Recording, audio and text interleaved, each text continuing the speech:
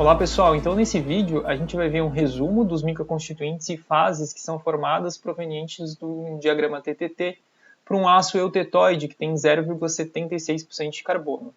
Então todas as fases elas são provenientes da austenita, né? E essa austenita ela é uma estrutura cúbica de fase centrada que consegue dissolver todo esse carbono em forma de solução sólida em sua estrutura cristalina. Quando a gente faz um resfriamento bem lento, lá da temperatura de austenitização, a gente acaba transformando essa austenita numa estrutura de ferrita mais cementita. E essa morfologia de distribuição dessas fases é através de lamelas, né? E como esse resfriamento é muito lento, a gente está dando bastante tempo para acontecer o rearranjo atômico. E essas lamelas vão engrossando com o tempo. Por isso que a gente fala que a gente tem uma estrutura, um microconstituinte de uma perlita grossa, porque é formada de lamelas grossas de ferrita e cementita. Se a gente faz um resfriamento um pouquinho mais rápido, né, ainda de maneira lenta, a gente vai entrar no campo de formação de uma perlita fina. A perlita fina tem uma morfologia diferente da perlita grossa em relação à espessura das lamelas. Entretanto, as fases são as mesmas. Então a gente tem lamelas de ferrita e cementita. Só que as lamelas são bem mais finas do que as lamelas presentes na perlita grossa. Isso por quê? Porque a gente está a mais baixa temperatura e mais distante do equilíbrio termodinâmico. Então essa transformação acontece de maneira mais rápida. Então a gente tem menos tempo para fazer o rearranjo atômico, para esses átomos se movimentarem. Então as lamelas acabam ficando mais finas aqui na perlita fina. Se a gente fizer um resfriamento ainda mais rápido, né, então já um resfriamento moderado aqui, e passar pelo cotovelo da curva TTT sem bater nela, a gente vai formar uma estrutura que é a bainita. A bainita também é composta de duas fases, que é a ferrita e cementita. Só que dentro da bainita, como a gente está a temperaturas mais baixas, né, a difusão dos átomos é mais lenta, ao invés de a gente ter lamelas, essa distribuição da cementita é em forma de microagulhas. Então são agulhas bem fininhas dispersas dentro de uma matriz ferrítica. Essas agulhas de cementita acabam barrando bastante o movimento das discordâncias e endurecendo bastante esse material aqui, né? Se a gente for ver aqui, né, as fases são as mesmas presentes dentro da perlita, só que a distribuição, a morfologia dessa fase aqui, dessas fases, é diferente. Isso acaba acarretando também em propriedades diferentes, né? E se eu fizer um resfriamento ainda mais rápido, eu vou formar a martensita. A martensita, diferente dos outros microconstituintes que a gente viu até então, ela é monofásica. Ela é uma fase que não é estável. É como se fosse uma estrutura cúbica de corpo centrado, alongada, né, ou cheia de tensões residuais. O que acontece? Aquele carbono que estava em solução sólida dentro da austenita não tem tempo suficiente para sair de lá e fazer um rearranjo atômico, porque o resfriamento é muito rápido.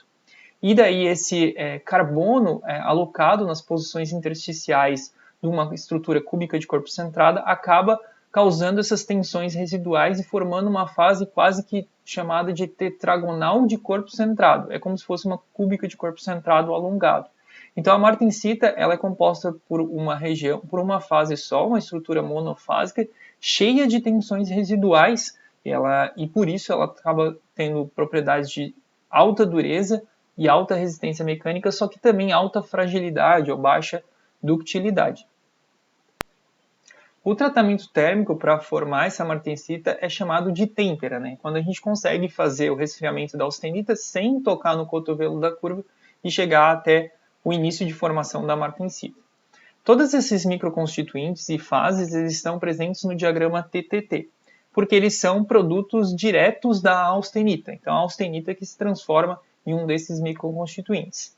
Se eu eventualmente tiver um material, um aço eutetoide com uma estrutura martensítica, eu consigo transformar ele numa estrutura perlítica. Só que para isso eu tenho que chegar novamente à temperatura de austenitização, ou seja, formar a austenita de novo no material. Porque eu vou dissolver novamente o carbono dentro de uma estrutura CFC e daí eu vou controlar o resfriamento, a taxa de resfriamento para formar a microestrutura que eu desejo no meu material.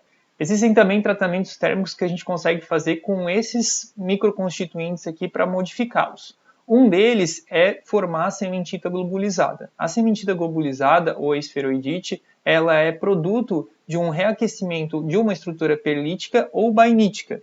O que a gente faz? A gente reaquece esse material até altas temperaturas, só que antes da temperatura de austenização, e deixa por longos períodos de tempo lá dentro do forno.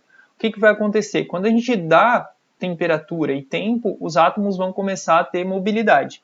E essa mobilidade, juntamente com a redução da tensão superficial, vai fazer com que essa estrutura da sementita, que estava na forma de agulhas ou lamelas, comece a se arredondar, para tentar diminuir essa tensão superficial gerada pelas lamelas ou essas microagulhas ali. E daí a gente tem uma sementita em forma de glóbulos ou esferas, por isso que ela é chamada de sementita globulizada ou esferoidite. Quando a gente tem uma sementita nessa morfologia, é mais fácil a movimentação de discordâncias do que nas outras morfologias anteriores. Então a gente acaba tendo um material com menor dureza e menor resistência, só que com maior ductilidade. Outro tipo de tratamento que é comum na indústria é o revenimento. O revenimento é quando a gente pega uma estrutura martensítica e submete ela a altas temperaturas, também abaixo da temperatura de austenização, por períodos de tempos medianos. O que a gente está fazendo isso? A hora que a gente submete o material a esse aquecimento, a gente está facilitando a movimentação atômica. E aquela estrutura que era totalmente instável, né, que estava super saturada com átomos de carbono, ela vai começar a precipitar novamente duas fases, a ferrita e a sementita. A morfologia dessa fase são pequenas partículas de sementita distribuídas numa matriz ferrítica. Então ela tem a gente só consegue observar essa microestrutura aqui através de microscopia eletrônica, assim como a bainita, né? Essa distribuição de fases aqui vai causar um nível de tensões dentro do material e isso vai resultar também em propriedades mecânicas diferenciadas. Então a martensita revenida ela não vai ser tão frágil quanto uma martensita monofásica obtida direto através de um tratamento proveniente da austenita. Falando um pouquinho então de propriedades mecânicas, eu vou falar sobre dureza e ductilidade, né? Dentre todos os microconstituintes que a gente viu aqui, o mais duro e o mais resistente de todos é a martensita monofásica, que está cheio de tensões residuais lá dentro. De maneira bem simplificada e subjetiva, o segundo microconstituinte que tem a maior dureza e maior resistência é a martensita revenida e a bainita, que tem uma morfologia e distribuição de fases similares. Obviamente que outros fatores, como composição química, temperatura de formação, temperatura de tratamento térmico, vão influenciar nessas propriedades mecânicas. Entretanto, para simplificar essa análise, eu acabei colocando esses dois microconstituintes aqui como sendo análogos em termos de propriedades mecânicas. Depois disso vem a perlita fina, a perlita grossa e, por último, a sementita globulizada. Em termos de ductilidade, o material mais dúctil de todos é a sementita globulizada porque acaba tendo menos barreira para a movimentação das discordâncias. Seguido aí da perlita grossa, perlita fina, aí a bainita e a martensita revenida e por último a martensita monofásica, que é a menos dúctil de todos, a mais frágil de todos os microconstituintes. Vale salientar aqui que essa diferença de propriedades mecânicas ela é proveniente somente pelas fases que são formadas dentro do material e pela morfologia, distribuição dessas fases, sendo que a gente mantém a mesma composição química no aço em todas as configurações. Beleza? Espero que vocês tenham gostado do resumo aí.